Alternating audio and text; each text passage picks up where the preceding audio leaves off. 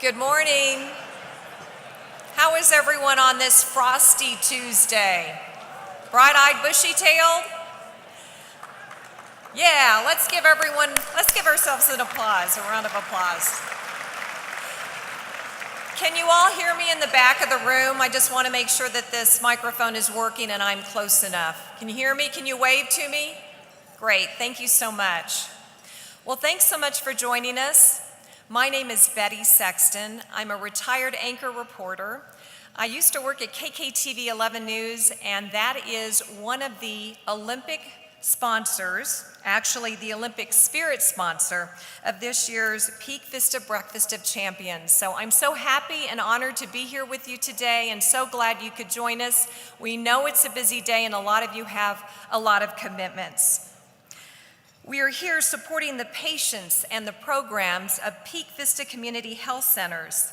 At this time, I would like to introduce to you Robert Wilson, attorney at Sparks, Wilson, Borges, Brandt, and Johnson PC, and chair of Peak Vista's Board of Directors, as well as Bob Book, executive vice president of Strategic Financial Partners and chair of Peak Vista's Foundation Board of Directors.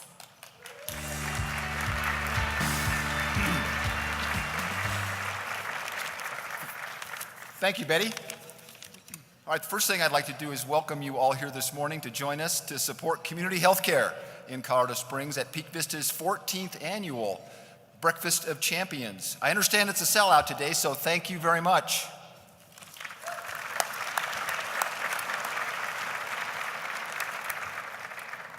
All right, the first thing I'd like to do is introduce the group here, our board of directors that in collaboration with the Peak Vista CEO and executive team help set the strategic goals and direction for the organization. Would the members of the operating board please stand?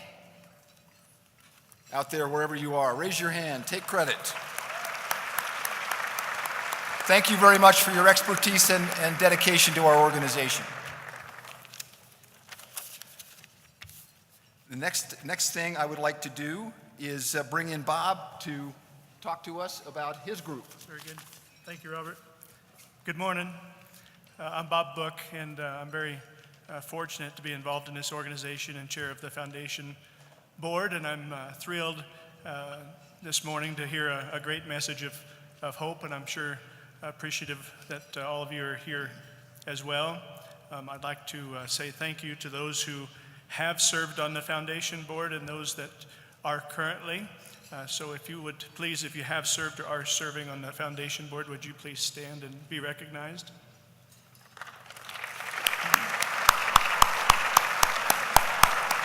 Thank you very much.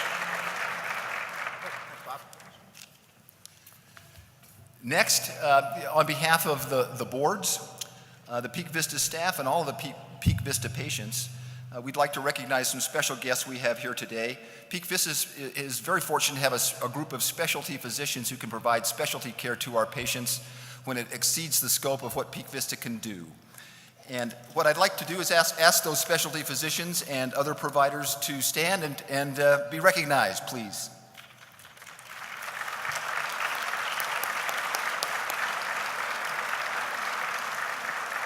Thank you very much for making your specialties available to Peak Vista patients.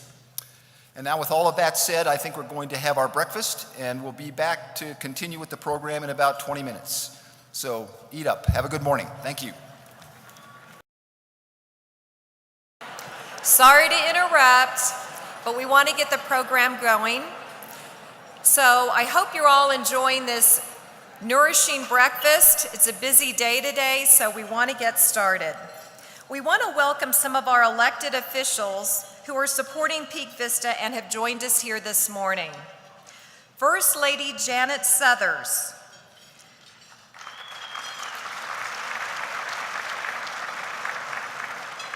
State Representative Terry Carver. State Representative Tony Exum. State Representative Pete Lee. El Paso County District Commissioners Longinos Gonzalez, Stan Vanderwerf, and Mark Waller.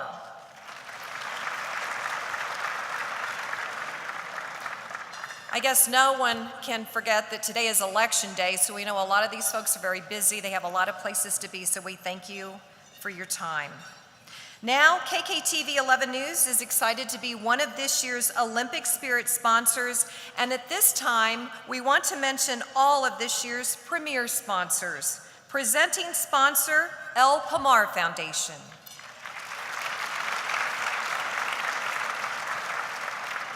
Gold medal keynote speaker sponsor, Key Bank.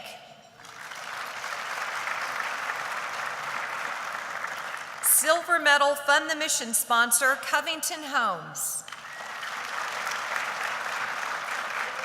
Bronze medal VIP reception sponsor, G.E. Johnson Construction Company. Olympic Spirit Video and Breakfast of Champions kickoff sponsor, Quest Diagnostics. Olympic Spirit marketing sponsor, DocuMart. Olympic Torch coffee reception sponsor, Call for Health. Olympic Spirit photography sponsor, the Shandy Clinic. Olympic Spirit sponsors, the Gazette, Lamar Advertising, VM Media, and again, KKTV 11 News.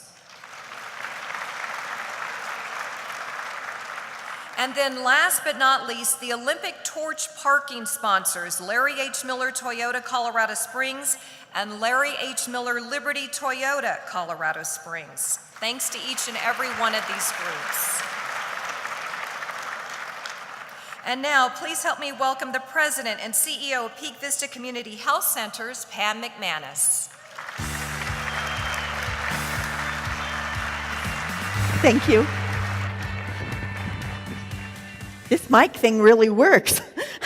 Good morning. I too want to personally welcome each of you to the 14th Annual Breakfast of Champions.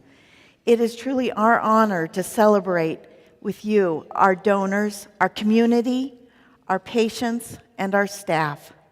It takes all of us to have an impact on the health of the community. I'd like to recognize a few groups this morning. First, the all-volunteer Peak Vista Board of Directors, the Foundation Board, and our Philanthropy Advisory Council. All of these individuals give of their time, talent, and energy, and we couldn't do it without them. So thank you.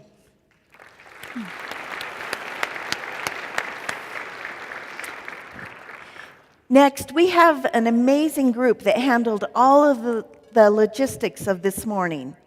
First, the Peak Vista staff, the communications team, the development team, and a lot of volunteers that were here late last night making sure all your table settings were beautiful and that you have a donation envelope at your seat. We also want to recognize the Breakfast Club. This is a group of community members that have met time and time again, making sure this morning was special for you. And, of course, the Broadmoor staff. Thank you for making the reality come true this morning. Thank you for paying attention to the details. And a special thank you for the extra cups of coffee.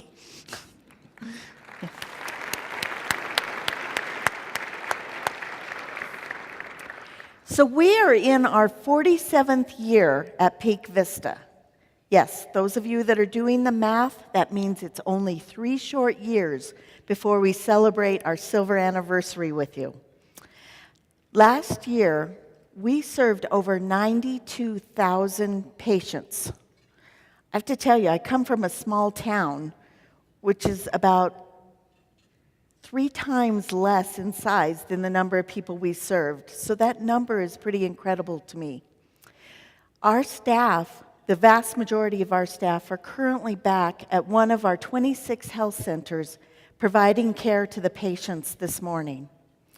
It's really the heart and dedication of our staff that make Peak Vista who we are. The image that you see to the side is a collection of words that our patients say about the care that they receive at Peak Vista. We really are here to provide exceptional care to a growing patient population. Please join me in thanking the staff.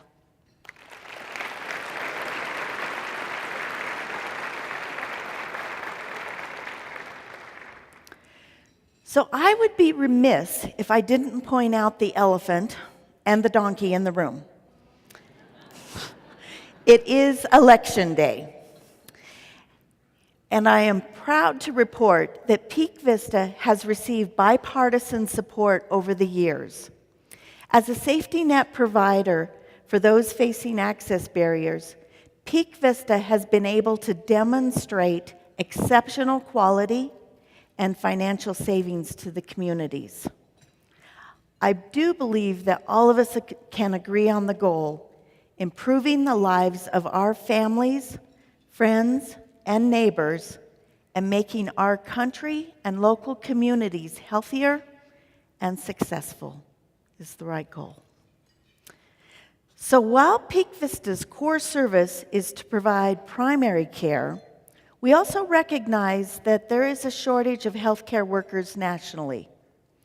In our normal way of being part of the solution, we have continued to build training programs and for healthcare professionals. In addition to our nurse practitioner fellowship program and our family health residents, we added training for medical and dental assistants this year. Indeed, it has been a busy year, as the staff would say, as usual. I am pleased to announce and report on several updates. First, we opened a second pediatric health center. We are now screening each adolescent patient for depression. We're focusing on tobacco screening and cessation. We've expanded our integrated behavior health programs. We've opened a pain and wellness center. And there are many more. But that's my way of kind of being a teaser and encouraging you to watch for the 2018 annual report. By uniting the board members, the donors, the staff, and the patients, we can be a healthier community, which will continue to change the lives for years to come. Again, I thank you for your support. I thank you for being with us, and I truly thank you for recognizing the need for a healthier community and for Peak Vista's mission and work.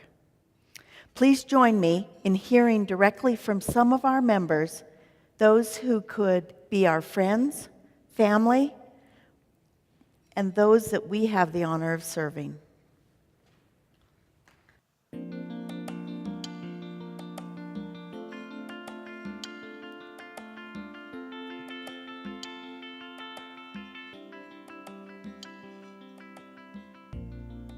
We were always working professional people who had it all and lost it all. I'm 70, almost 72, and I have 6 grandkids, 9 great-grandkids. I've never been a big fan of shots. They hurt. They do hurt. I have been a Peak Vista patient for, I think probably 12, 13 years now. I've had 2 strokes, first one in 2007, second one in 2011. History of breast cancer, colon cancer, plus I have lupus is an ongoing thing. With all the steroids and stuff you use, it literally crumbles your teeth. It was like biting sand every day. It was crumbling, you had sand, you thought you had dirt in your mouth.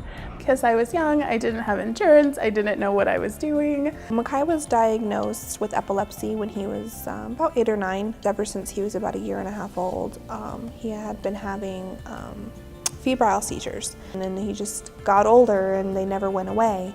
Oh, I was terrified. I had preeclampsia, I had high blood pressure. Preeclampsia can cause organ failure in moms, It can cause seizures, it could cause bleeding disorders during the pregnancy, which this in turn can affect the baby as well. John's sugars were ranging to the 400 to 500 range. Knowing that you and I, any normal person without diabetes, we typically live at 100. We really feel bad if we're at 80. We really would feel bad if we were at 160. John was at 400 to 500 on a routine basis. I have not been able to chew for 13 years. So when I went in there with Dr. Lombardi. Kathleen came to me, I guess, I want to say 8 months ago or something like that. She had a very difficult case, and I told her we could do it, and then she had a problem. She was working a little bit, so she didn't want to be without her teeth. I don't know what I would have done. I don't know what I would, that was the only place I could go. It's extremely scary. You know, when he was a year old and he had his first one, it's just this little itty bitty baby, and he's turning blue and he's convulsing, and just seeing your little baby not being able to breathe and, you know, going through all of that, it was just one of the scariest things I think I've ever gone through. We take care of about half of the neonatal intensive care unit discharges in the city. And those kids tend to be very, very complicated. So over time, we've hired pediatricians who are very adept at taking care of complicated children. The type of seizures he has, his put him down for a couple of days. They make him really tired, they make every muscle in his body sore, they give him really bad headaches. She also was so concerned about both of our mental needs. How do we best support Marion? Because her role went from being a wife and a partner to a full-time caregiver. And that is a major life change as well. When you move from being a wife, and it really, I get choked up when I think about that, what would I do if my husband, who was such an integral part of my life as a partner, was suddenly a person that I was just in the position of being a caregiver for. I called her, told her she needed to be seen at the hospital. Hey, we got some concerning results. We need you to come in right now. Stages of this illness can lead to fetal compromise. I don't know what the Colorado community would really be without Peak Vista. Doesn't matter if these are low-income people.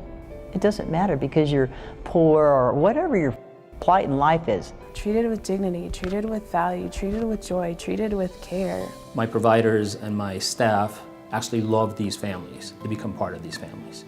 When you get to know patients, when you develop a relationship with patients, over time, it's not just a list of diagnoses, but it's how do we get them on their best journey towards health. We couldn't get him in to see his neurologist until October. So we're sitting here in about June and he's completely out of his anti-seizure medication. I was able to get him into a doctor here immediately as soon as I told her what the problem was. She said, okay, well, I'll refill his medications until you can get him in. And if people didn't care, like Lori and Dr. Lombardi, I wouldn't have found out about any of this. She's very happy, and she gave me one of those hugs too when I finished her case. So. We get those patients that sometimes are overlooked or get lost in the shuffle. And those are the patients that I particularly care the most about, because I don't like people to get overlooked. I wouldn't be the same person I am if I didn't have Grace. I knew her, I loved her, I felt her. I don't even know who I'd be if I didn't have that. I lost my mom way too young as well, and so I can't even imagine what her life would be like if she didn't have her mom, right? Sometimes I just feel like I'm the only one, but when I actually think about it, I'm thinking about the other kids that have to go through it. And I wanted to thank the donors that help the kids that go through these things. My son, he gets the care that he needs, and there's other kids out there that get the care that they need. I mean, my nephew goes here and he's autistic, and he gets the help that he needs. The staff are all in. They know that this is not just a job for them, and they're here for the same reason I'm here. They're here for the joy of people getting healthier. With the right therapy, which is what Patricia's given us, I feel very positive about the future. I'm just so grateful. I just thank you, thank you, thank you.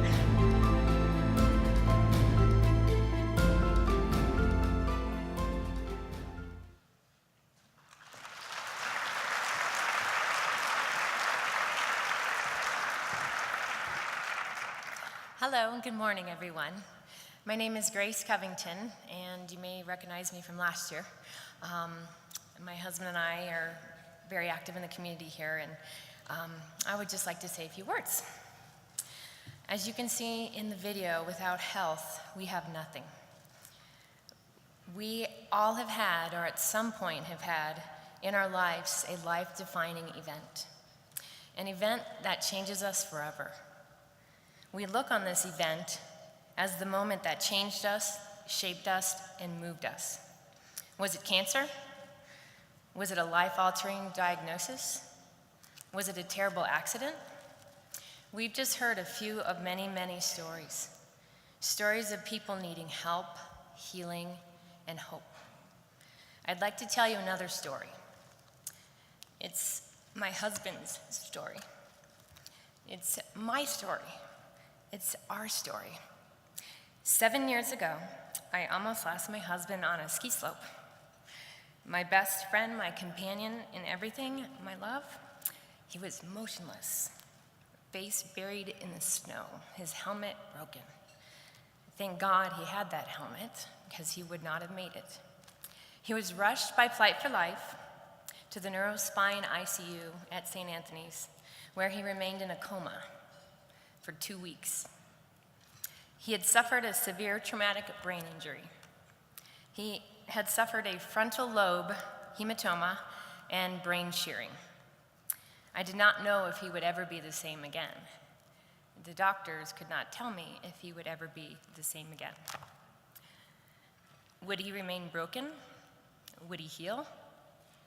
Who could help? And how to hold on to hope? From there, it was a very hard road for both of us, for so many of us. He spent 2 months at Craig Rehabilitation Hospital.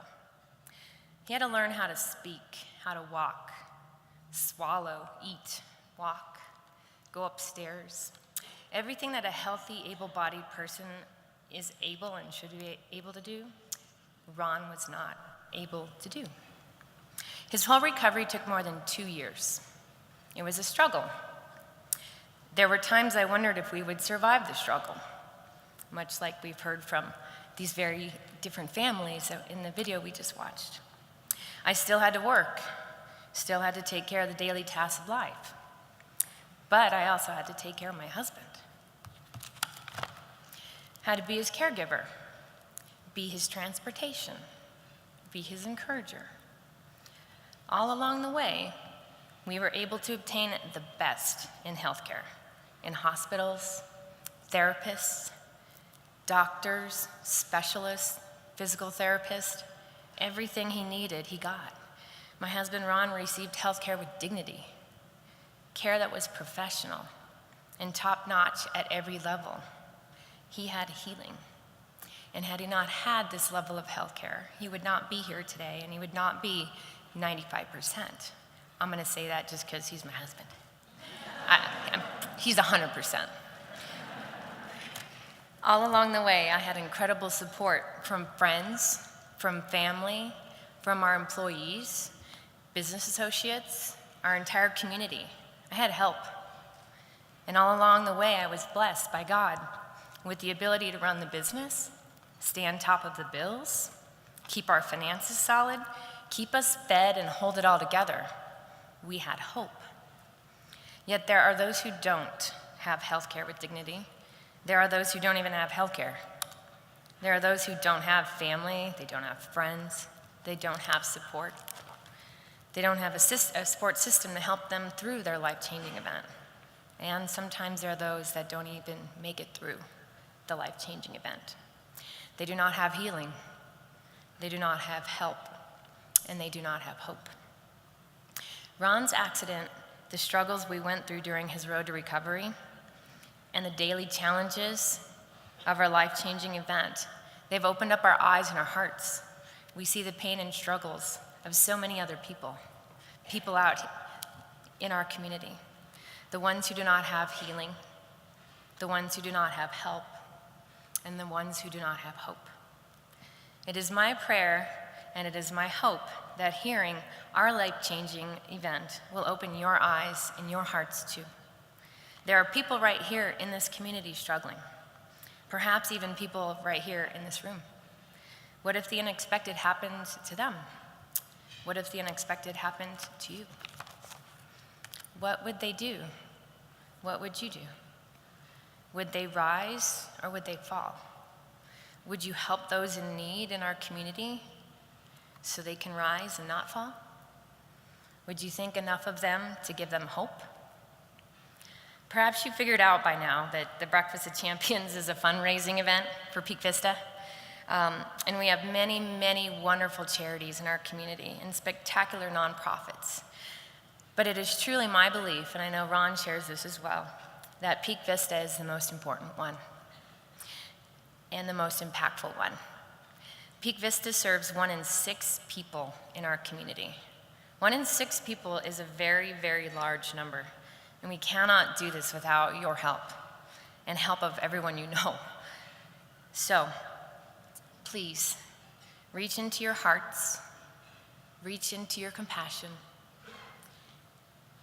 give of your treasures, to give generously to help those who need health care.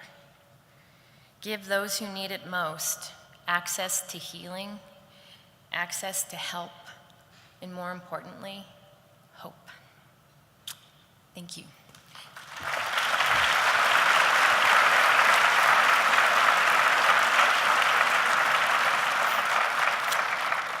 I would now like to invite to the stage this year's gold medal keynote speaker sponsor, Tom Tulojeski from KeyBank, who has been a proud sponsor of the Breakfast of Champions for 12 years.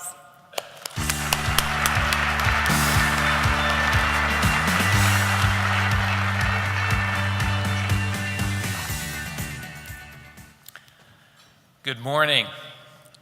Wow, what a great crowd and beautiful day to be here in Colorado Springs with all of you to celebrate the outstanding work done by Peak Vista. This is the 12th year that KeyBank has been a sponsor of this event. Coincidentally, Apolo Ohno has won the title of U.S. National Champion in short track speed skating 12 times as well. I attend a lot of events, and I have to say this is always one of my favorite events of the year. I always walk away feeling inspired by the work Peak Vista does and by the amazing Olympic athletes who share their messages with all of us. KeyBank has 58 branches and approximately 700 employees in Colorado, including 4 branches here in Colorado Springs. We enjoy living and working here for the same reasons you do, and we are proud to support programs that help bring people together for the common good. At KeyBank, we are committed to giving back to programs that prepare individuals for thriving futures. We believe that a community has to be healthy in order to thrive, and we encourage our employees, our leaders, and even our clients to live healthy lifestyles. We often talk about financial wellness at KeyBank. To help our clients achieve financial wellness, we work with them to develop healthy financial habits, set goals, and work towards those goals, one step at a time. While our work is focused on financial wellness, we love partnering with Peak Vista because their work is focused on overall medical, dental, and behavioral wellness for people in and around Colorado Springs and the East Central region. Peak Vista's impact is important and impressive. They currently serve more than 92,000 people. As you know, the funds raised here this morning will be used to reduce barriers to medical, dental, and behavioral health services for uninsured and underinsured children, families, and working adults. This work Peak Vista does has such an important impact on Colorado Springs community, and it is my honor to represent KeyBank at this event. Thank you to Peak Vista for all you do to enhance the health of Coloradans, and thank you each and every one of you for joining us in building thriving communities. It gives me great pleasure to warmly welcome our 2018 Breakfast of Champions keynote speaker. This inspirational athlete is an American short track speed skating competitor and 8-time medalist in the Winter Olympics. Please help me welcome the one, the only, Apolo Ohno.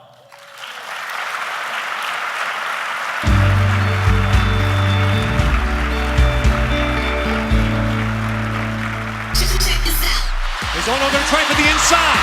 He's making a move. It's Ohno against Kim as Ohno has one goal. Can he cross the line first for Olympic gold?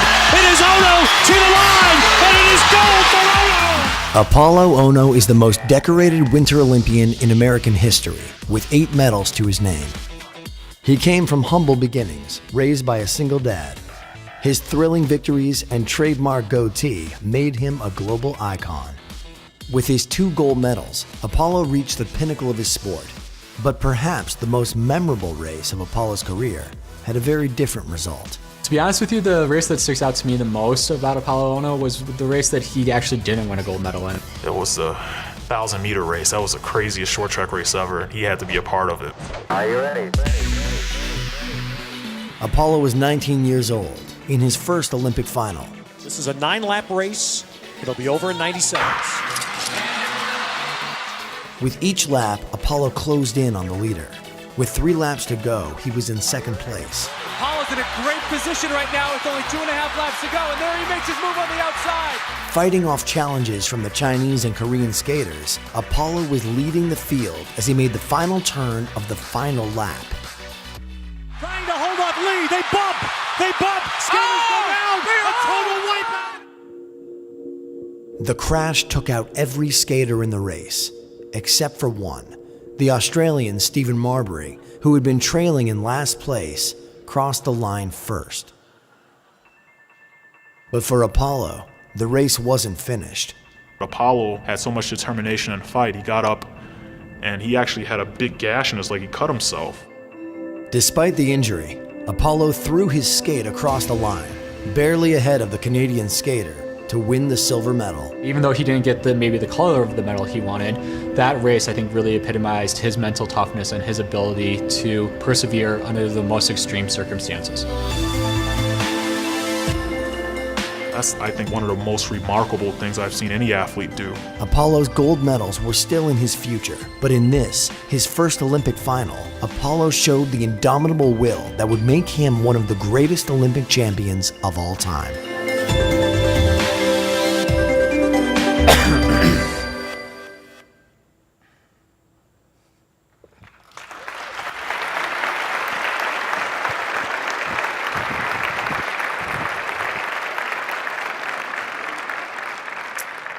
Thank you. Wow, brings back a lot of memories. And that hair, I don't know why any of you never told me that was such an aerodynamic resistance. It's wonderful to be here. I'm honored to be here. I feel like I'm back home. Before I kind of share some stories with you, and for some of you who perhaps didn't follow, 16 years ago, some of these things, I do want to kind of share with you my humble beginnings, where we started, and the team that it really took to take us to glory and take us through all these different processes that an Olympic athlete gets to experience, and the importance of community support and the teams that are behind the scenes and behind the curtain that perhaps many of you don't get to see. Grace, thank you so much for your story. Very powerful. I know that's inspirational to many here, and I think a very important reminder of what is really important in our lives amidst all these different conflicts and the things we agree or disagree with. We're all businessmen, businesswomen, we're all pushing towards some path, but at the end of the day, health is the most critical piece of all of our lives, and without that, we really have nothing. KeyBank, thank you guys so much for bringing me here. That's why I get to come back to Colorado Springs, the beautiful 719, and of course, Peak Vista, El Palmar Foundation. What you guys do for the community and for others is really, truly remarkable, and I do consider this place home for many different reasons. I grew up in Seattle, Washington. I was raised by a single parent. My father, who's a Japanese immigrant, came to this country with literally nothing except for 2 Nikon cameras around his neck when he was 17 years old. And if you can imagine someone who doesn't speak English, doesn't understand the American culture, just wanted to get outside of Japan, and he came to this country and seeking and trying to do something bigger, that he could actually have a creative space and do something that was different. And my father always tells me this story that everything in his life was seemingly going very well, and he was learning how to speak English, he was getting great job opportunities until, like this, I was born. And upon that day, I'm sure many of you have kids, my father had no idea how to raise me. He had no idea what to do and what was important. My dad was actually a hairstylist. And this is something that most people don't know. My father's about this short, by the way, and I'm not the tallest of men, so I'm glad I have this massive podium here. Which is also why I probably chose the sport of short track speed skating versus basketball and others. But my father was, he was so inundated with how to raise me as a child, and all he ever wanted to do was just place all that love and support that he could. We didn't have a lot of money. I wore the same clothes for many, many, many years, and a lot of times I was spent alone at the house by myself because my dad was out working, trying to support the family, which was me, and I was the most important thing in his life. I was always very athletic. I had an abundance of energy, so much so that I think that my dad enrolled me in every single possible activity known to humankind so that by the time it was 9 p.m., he would tire me out. And I'm sure some of you can relate to that. It never worked. It was the complete opposite. So I was just insanely just hectic in his life. And I saw this sport of short track speed skating that to me was beautiful. It was unique, it was special, it was different. I saw these athletes who looked like superhero figures wearing these blades on their feet, skating around a hockey rink going 35, 40 miles an hour at these impossible angles. It seemed amazing. And because my father said no to football and he said no to boxing, I figured that was probably a safer sport to try. Well, 35 miles an hour into the wall is not really that safe. But to say the least, I fell in love with the sport. And I'm going to kind of fast forward some of these stories for you just because we don't have a lot of time, and I know many of you have to go to work. But my career began out of kind of sheer luck. And after watching my first experience on the Olympic Games in 1992 and 1994, I wanted to try it. And I was starting to get recognized by trying the sport domestically. Some local coaches in upstate New York said, we want to have this young skater from Seattle come train with us in the Junior Olympic program that was in Lake Placid, New York. Now, this was a period in my life where, when you're growing as a teen, I, for whatever reason, thought that I had all the answers. I thought that I was the one who could tell my dad what I wanted to do and where I was going to be and what was most important for me in that life at the tender age of 13 years old. And so my father had different dreams and visions for me. He always thought that this was an opportunity for me to hone my focus and figure out what the real meaning of discipline, sacrifice, hard work, schedule, and dedication really was. And none of these things meant anything to me at the age of 13 and 14 years old. And so when one of these coaches came to my father and said, Yuki, we would love for your son to come join our training program. He's going to have to come live in upstate New York at the Olympic Training Center in Lake Placid, New York. What do you think for the next 6 months? Of course, my dad said yes for the potential of me going on and being named a part of the U.S. Olympic team. Because of the environment that I was growing up and because of the mischievous attitude and the mentality that I had, my dad saw that sport could perhaps be a saving grace in my life. And because I had a unique talent for that sport, what better way was basically place me in an environment that was structured, that would have support, that would have teammates. I didn't see it that way. Growing up in Seattle, it was the summertime. We have 3 days of sunshine a year, unlike Colorado. It was my time to hang out with my friends. I knew what was best for me, and I was going to stay right in Seattle. I didn't want to travel. And so finally, my father, showing a little bit of tough love, packed my bag, said, look, if you don't like this opportunity, it's okay. You can come home at any moment, and there's no problem. But you have to give this unique opportunity a try. We can relate to that. I couldn't. So as my dad drove me to SeaTac Airport and dropped me off and said, look, just give it a try. I understand you're very upset at me. This is something that's very important. I waved goodbye to my father. I'm carrying and hauling my bags. And as soon as I see him drive off, instead of going into the airport, I actually go right to the payphone. I pick up the phone and I call my friend and I say, hey, listen, I would love for you to come pick me up, and I'm supposed to go to New York today, but I'm not going to go. So I spend the next 9 days bouncing around from house to house, all while my father believes I'm actually still in New York. Some of you are kind of shaking your heads. Like, I can't believe this guy. Yeah, it was that bad. And so, my father thinks that I actually don't call him because I'm so upset, and I'm still in New York, and he gets this call from the Junior Olympic Training Program, and it basically goes, Mr. Ohno, the offer's still wide open. We'd love for your son to still be a part of this program. We understand you guys didn't come, and there's some delays. Are you still interested in coming? And for some of you who've ever heard my dad speak, he still has a very thick Japanese accent. And he's like, oh, you lost my son. You're a big problem, number one problem. And, I can make fun of my dad, and I laugh now, but he was very upset, obviously. He finds out which house I was at, picks me up. He's partly devastated, very confused as to how I could possibly think that I was going to live the rest of my life bouncing around from friend's house to friend's house. Well, I thought it was completely fine and normal to do something like this. So he packs my bags again a week later, goes to the airport, doesn't drop me off, goes to security. We're sitting at the gate. Gets on the plane. We arrive in Albany, New York, walks into the Olympic Training Center, sees the head coach, shakes his hand, says, good luck, turns around, and he leaves right away. So that was the entrance of my first experience and difficulty in recognizing the talent, and I think also the opportunity that I had that was there at the Olympic Training Center. I fell in love with the sport. I had a great coach, and without that leadership who really kind of taught me the importance in what I had deep inside in me, which was I had a unique opportunity. This was an opportunity to figure out what I was really made of, whether I was going to win or lose, whether I had the opportunity to be named a part of a world team. That necessarily wasn't always up to me, but the effort level and the preparation was.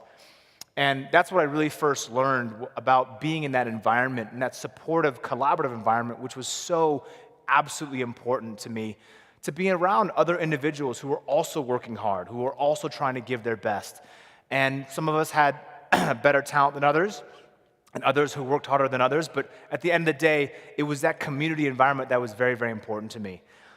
Fast forward to the opportunity that I had of making the first team, which was 1997, I actually ended up winning those trials.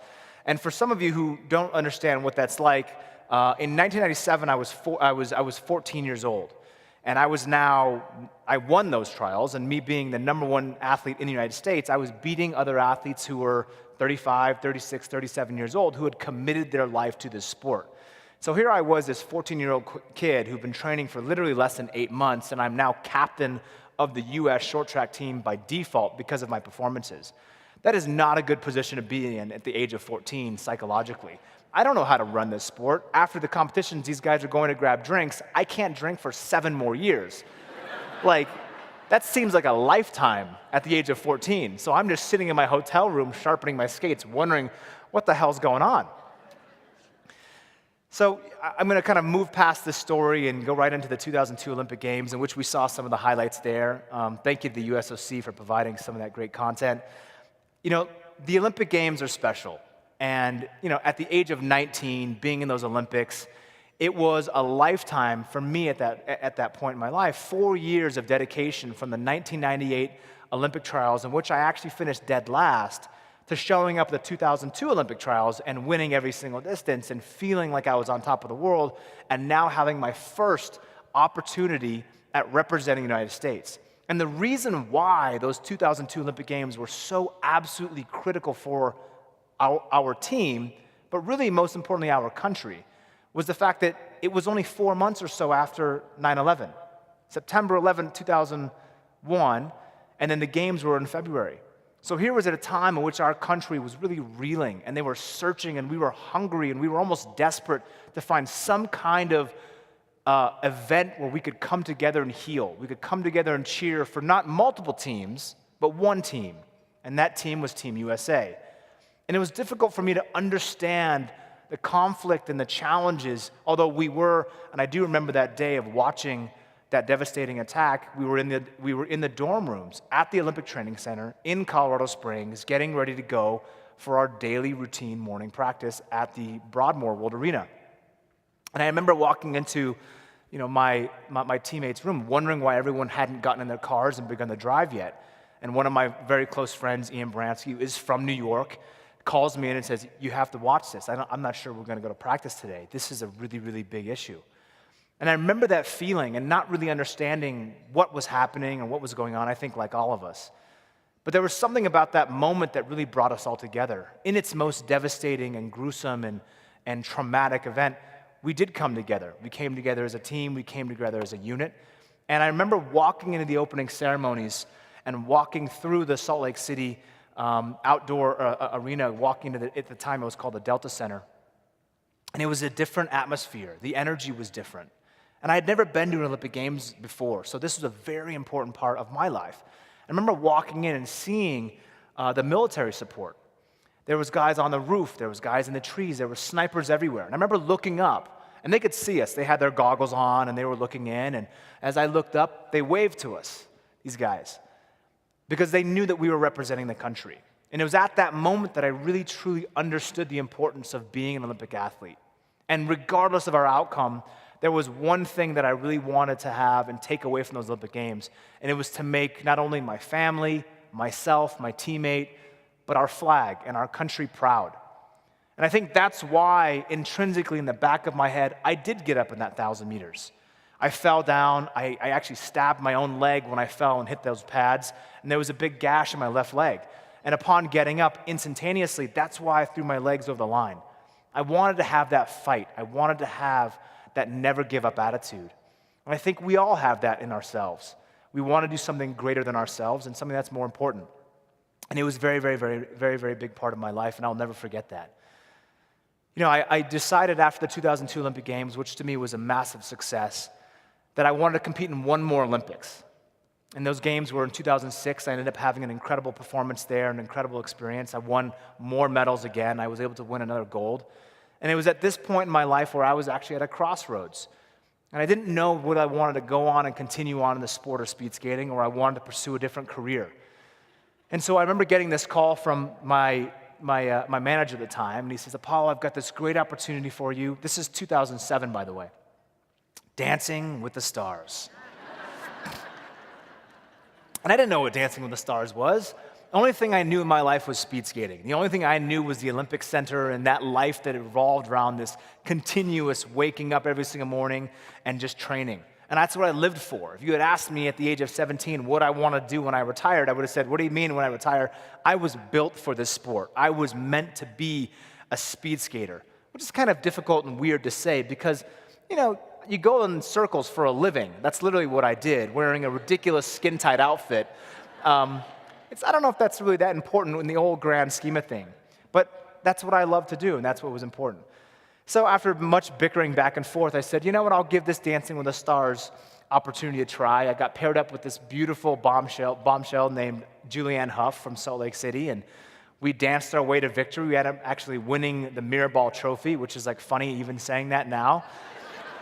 And wearing those ridiculous outfits. I would think that you go on a television show, you can wear what you want, and I thought that my outfit, my racing suit was ridiculous on the ice. This was far different, okay? Some of those V-neck outfits that I have to wear, that's a vest, not a V-neck, okay?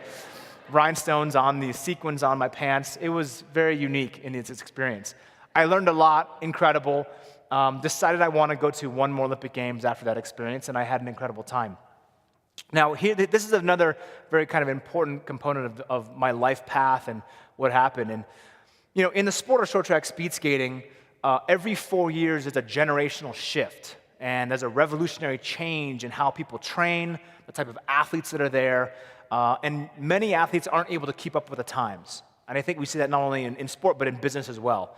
And so every 4 years, so in '98, there was a specific type of athletes that were training, a specific type of training and body type, 2002, 2006, and so on. And so when I would have stepped on the ice in 2010, had I decided to continue on this path, and I looked into the coach's box, I would have actually skated against 80% of the coaches that were there. So think about that. I would have skated against 80% of the coaches from '98, and those guys had retired and then gone on to coach other athletes to beat me. So there was like a double whammy. Basically, they knew me as an athlete when I was training, and then their sole goal and purpose was to study me for that opportunity to beat me again in Vancouver. And so, our team had moved away from Colorado Springs. We actually moved to Salt Lake City, and I shared with you some of this story last night. Against my will, right? I really wanted to stay here at the U.S. Olympic Training Center. I had built a family here. I had built a community support. That beautiful incline, that Manitou incline, was, to me, that was my home. That was my sanctuary. And I spent many, many, many hours on that beautiful scar on the mountain to hone my craft and harden my mental strength. And it taught me a lot about myself, and really hopping up on one leg for years and years really taught me a lot about the opportunity of living in a lateral movement sport. I wasn't going to have that in Salt Lake City. And so in 2007, when I decided that I wanted to continue on this path, I remember taking this drive, and I said, you know what? I'm missing something in my sport. I wasn't as dominant as I'd always been. And in 2002, just to give you some context, I was about 165 pounds, and I could leg press just shy of about 1,500 pounds. So that's a lot of weight but I'm a short track athlete. I'm basically like a human T-Rex, okay? So you can imagine like zero upper body and massive strength and lower body strength. So the incline is really that's my backyard. That's what I'm built for. In 2006, the agenda was to create a more leaner Apolo Ohno, a more efficient and sport-specific athlete. And so we started shedding even more upper body weight, and I walked in those games at about 155 pounds, 10 pounds lighter, and I could still leg press the same amount of weight. So the reason why that's so important is because the strength to weight ratio is drastically increasing. And when you're leaning over at these angles, pulling 2.5 Gs on one leg, it's every pound, every half a pound, every fraction makes a huge difference. And so the goal for the 2010 games was to walk in 10 pounds even lighter, but leg press even more amount of weight. Now, that's not always the correlation between becoming a great speed skater, but I'm giving you these kind of specifics because that was very important as a barometer to measure if I was becoming stronger and we were on the right path. Now, in 2007, our team was living and training in Salt Lake City. Something was calling me, right? And I knew that I wasn't finding that specific need while I was in Salt Lake. And while I love Salt Lake City and I love the community there, I needed to come back to Colorado. And I ended up driving here in March, kind of through the winter. I remember driving through Wyoming and getting scared that I was going to get stuck in a snowstorm. And finally arriving in Colorado Springs, the USOC at that time, the U.S. Olympic Training Center, there was no more speed skaters who were in residency. But I was welcomed with open arms. And I remember unpacking my bags and feeling like I was at home. And there's something unique about having a support system, right? And I remember training up and down, going up and down 24, biking to the incline, going up and down 2, 3, 5 times, and biking back to the training center, biking alone, spending time in that environment mentally, physically. And Colorado Springs is a special place, not only because of the atmosphere of being Olympic City, USA, because of the environment that we live in here. The altitude is obviously a huge part of that. But when we look on, and when I finally arrived in the Olympics in Vancouver, I actually competed between 142 and 144 in my body weight. I could leg press about 2,000 pounds. And if you don't believe me, I have a witness, one of my best friends and training partners. He was here living alongside and training alongside me. He saw the process of what we had to go through. And I give you these numbers not to get awe and shock, but to show you the importance and the opportunity of when you really dedicate yourself and you really give every single thing you have to a sport that you love. It was no guarantee. Short track is a sport that, to me, very much mirrors life. There's many times that I arrived at a competition, just like Vancouver, and you go into that sport, you've left no stones unturned in your preparation, but the outcome sometimes is completely unknown. And that, to me, is just like life. We go out throughout this process, we walk out that door, and it's variable. A lot of times the outcome is not within our control, but it's what we do throughout our days. It's about what we do to support each other. And I can tell you that when I stood on those podium, at this podium, on the Olympic podium every single time, and although you may have cheered for me, you have sung the national anthem, and it's an incredibly special and visceral experience, it's never alone. And although we watch along and we see these Olympic athletes and we marvel at their accomplishments because we know the dedication, we see what they went for. They didn't do it for money. This was about purity and love for the sport to represent their country and perform the absolute best they could on and off the field of play. There's something invigorating and inspiration about that. I think we all can relate. But as we look on, I want to share with you that it's not alone. There's 300 million of us strong in the U.S. that represent us and hold us higher. And I remember sitting and getting ready as I was cut, being wheeled out there in a wheelchair to get my chance to go out to the Olympic Stadium in my first ever Olympic experience. And I remember my trainer, Brent Hamill, asking me, hey, do you want to have some assistance as you walk out there? Because I was cut and I was iced and my leg obviously I was injured. I said, no, I want to walk. I want to walk out there and I want to show that no matter if I'm injured, I still have the opportunity to be out there. And I have so much gratitude standing on that podium, not only for myself, but because even though I was receiving that gold medal, it wasn't just me. It was all of us. And I see so many similarities between what Peak Vista and why we're all here in this room, about the community, about giving back, about the opportunity to have and provide not only affordable and have access to accessible healthcare of people who are in this region, in this community, because that importance is very strengthening. It's bonding. And in a time in which our country, sometimes people say it's becoming divided, there's one thing we can unite behind, and that's that we're people, and we all want the same thing. We want to be healthy, we want to live great lives, and we want to enrich our communities. And standing there on that podium, there is similarities in that. Even though I am the only person receiving something there, all of us are a part of that process. My family at the USOC, my family at the Olympic Training Center, walking through those times and spending times when it's pouring snow and it's completely white out and we're outside with weight vests training up and down on that incline or on that bike or doing insane workouts. We know we're not doing it alone. And that to me is a very powerful experience.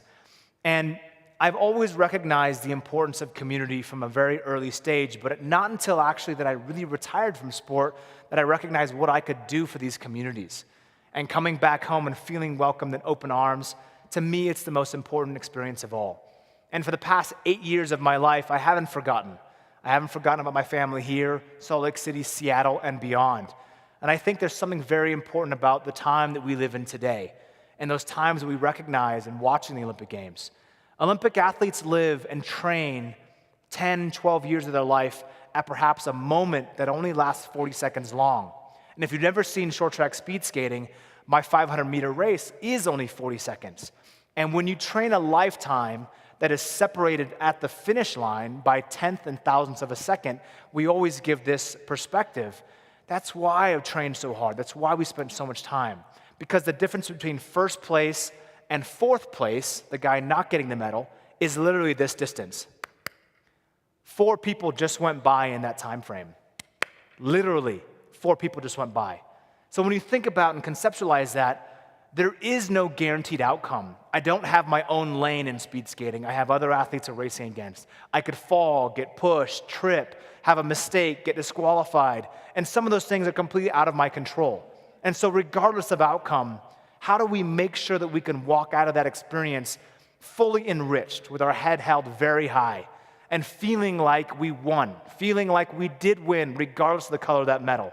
And there is no guarantee. And I believe it's throughout that process and understanding that it takes much more than just one person. So collectively, we're here. We believe in the same things. I'm proud and honored to be a part of this process and a part of this organization.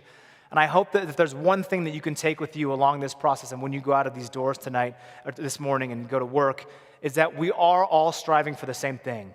The importance of community and the importance through what Grace and her story is, anything can happen at any moment. So the important thing is to remember, when you have gratitude, and you have gratitude for where you are in your life, no matter the struggles that you face, the challenges that you have, and sometimes we all get angry, right? Oh, you're stuck in morning traffic, some things that just you can't control that are so small. When you recognize the big things that are really important, then it's at those moments where we say, you know what, I understand why we're here and how we can make a real difference. And I'm proud to be a part of this, and we can make a real difference. Thank you very much.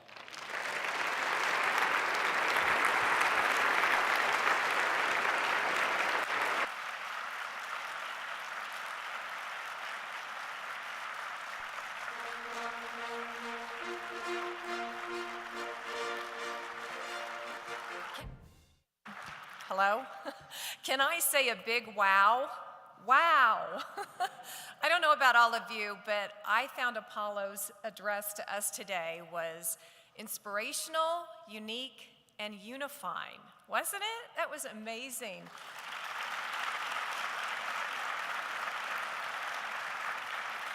And thanks, Apollo, for recognizing the importance of Peak Vista and also recognizing the importance of community, because I think for all of us who live here in Colorado Springs, that's why we stay here, because we feel that certain something that makes our community so special. So thanks again, and let me just have a few more remarks for you here. This has been the 14th annual Breakfast of Champions, benefiting Peak Vista Community Health Centers. We want to remind you, please turn in those giving envelopes. They're on your tables right there. And we want you to drop those off at the door. The volunteers will be stationed at the doors to pick those up. Also, save the date for the 15th. Number 15, a big number there, Breakfast of Champions. It will be Thursday, October 24th, 2019, a very big year, and I can tell you that Peak Vista is already making big plans for that. If you would like to speak to Apollo, get a picture with them, we're going to lower this stage that I'm standing on, and see that cool looking thing over there with all the little emblems? We're gonna move that over here, and we're going to allow people to get pictures with him. He's graciously agreed to stick around and meet with all of you and get pictures. Not all of you, so some of you maybe. And so we're going to ask folks to maybe line up over here on this side of the stage, and you see the little ropes here, but maybe make your way this way, and then you'll be able to meet Apollo and just let him know, like I'm trying to let him know right now, what an inspirational speech he gave. And you know, I think he might have a career in politics, don't you? Pretty amazing. So thanks again, everyone, for coming. It's been an honor for me to be with you here today, and have a great rest of your day. Thanks again.